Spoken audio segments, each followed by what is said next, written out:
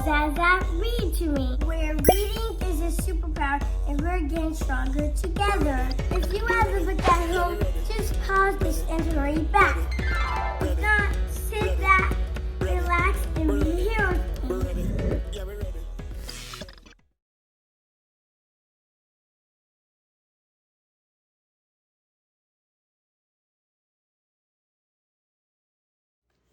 The Mermaid Moon, Briony May Smith.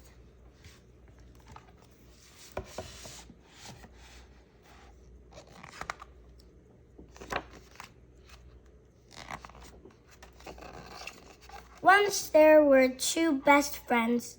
One was from the sea, a mermaid named Marin, and one was from the land, a human named Molly.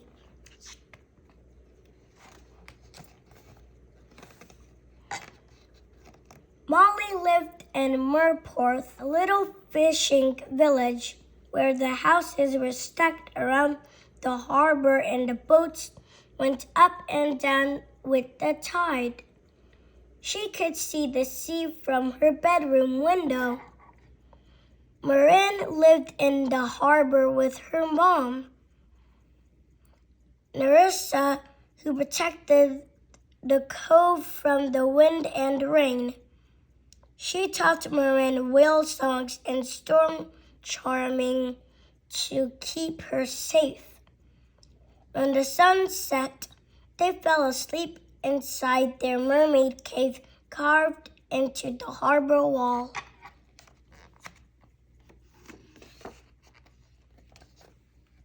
Every day after school, the girls would play together. Molly above the water and Marin below.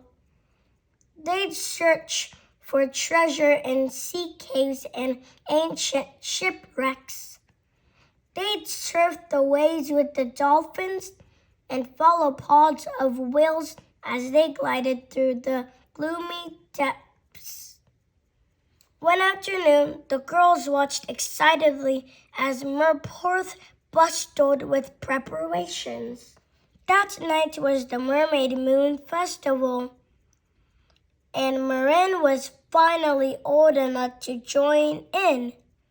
All the sea creatures would be able to swim through the air to explore the human world. Best of all, Marin would see Molly's house for the first time. Molly skipped home for dinner. "Keep it real, baby seal," she called. "See you tonight." "Farewell, seashell," Marin replied, diving below the water. That's good. After eating their seaweed supper, Marin's mom told her more about the Mermaid Moon. "Make sure to be home before the moon's reflection disappears from the sea, my little minnow," she warned. "Otherwise, your scales will dry out and the magic will vanish from the cove forever." Marin gulped and nodded. Then Nerissa wrapped her fin around her daughter, saying, "But don't forget to have fun."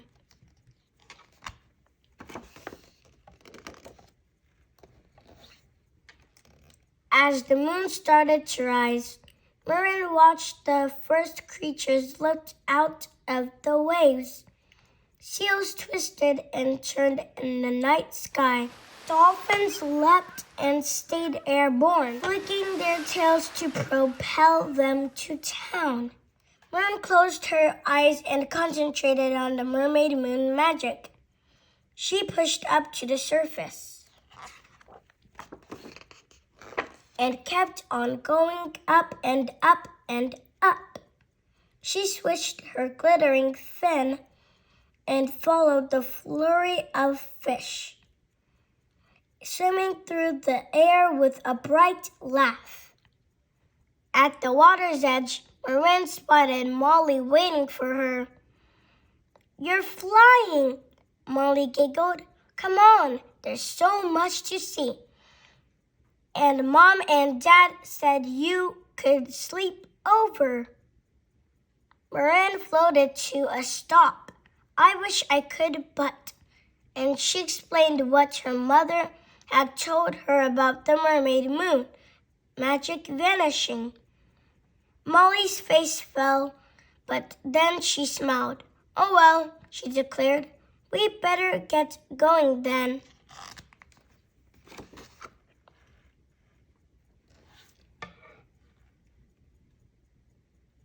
The streets of Merport were shrunk with seashell bunting, coral wreaths hung on doors, and sea glass mobiles sparkled in windows. Fish scales shimmered and twinkled in the moonlight. There were market stalls and even a band, and Marin swam along it all, enchanted. At one stall, Molly bought them matching bracelets with her allowance.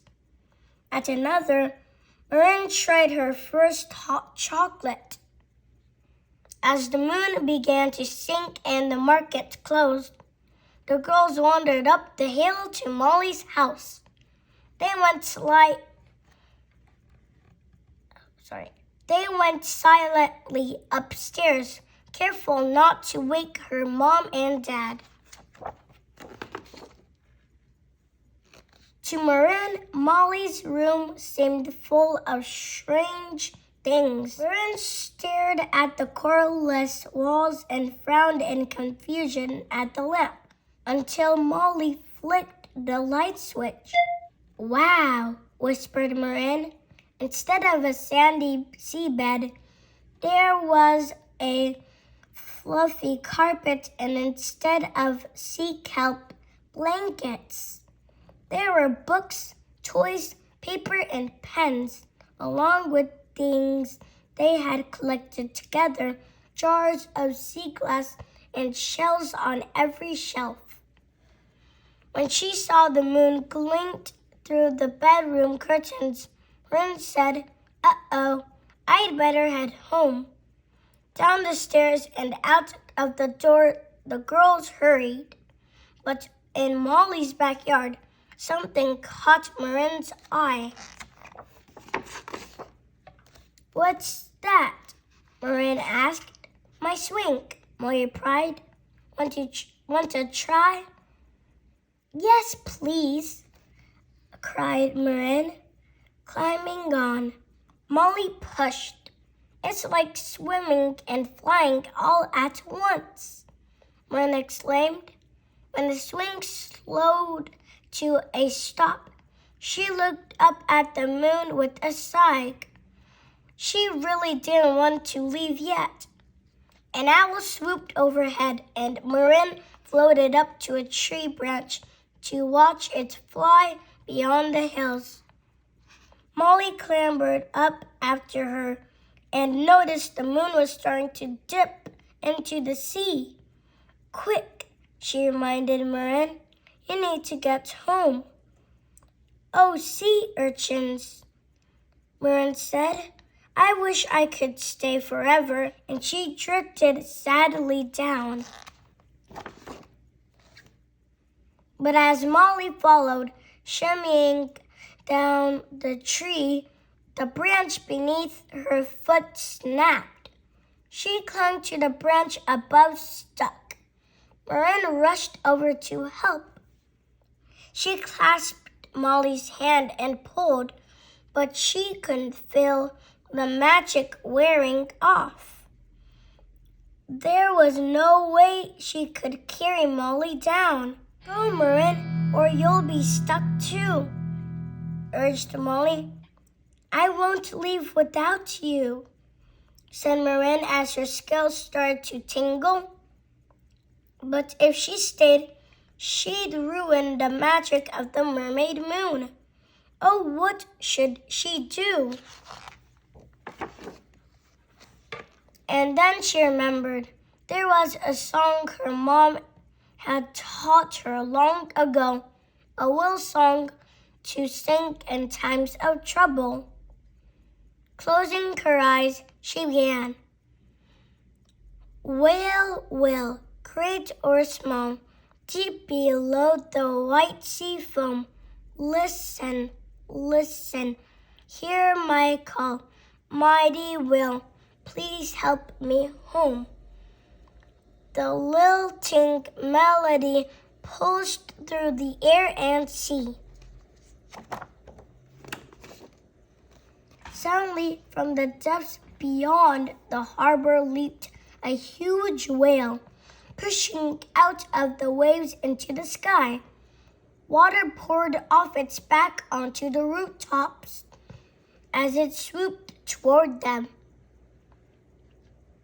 The whale hovered over the tree, holding its fin steady for the girls to climb on. Molly gasped.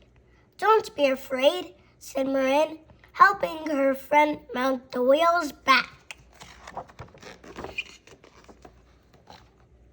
Once astride, the girls clung to its barnacles. With a swoosh of its tail, the whale set off again. Molly and Marin cheered the great creature on as it hurtled through the sky to the sea. With the Mermaid Moon magic wearing off, the whale skirted over chimneys and brushed past treetops. It sank lower, narrowly missing the harbor wall. Molly slid off just before Marin and the whale splashed into the sea. Marin burst out of the water and flipped into the air. We did it! She cried. In the distance, the whale's tail saluted them before sinking below. Goodbye, called Molly. Thank you. The moon's reflection twinkled on the waves for one last moment and was gone.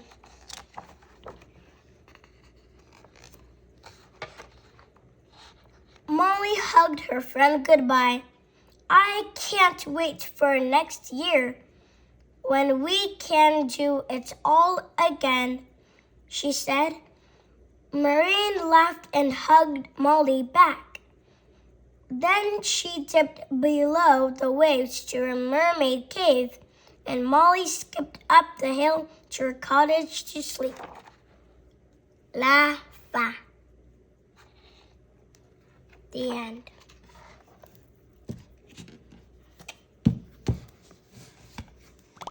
And I hope you enjoyed the adventure. And don't forget to like and subscribe. Remember, reading is a superpower, and every book makes you that much stronger. Until next time, friends, stay strong. And don't forget to tell a friend that ZaZa read to you.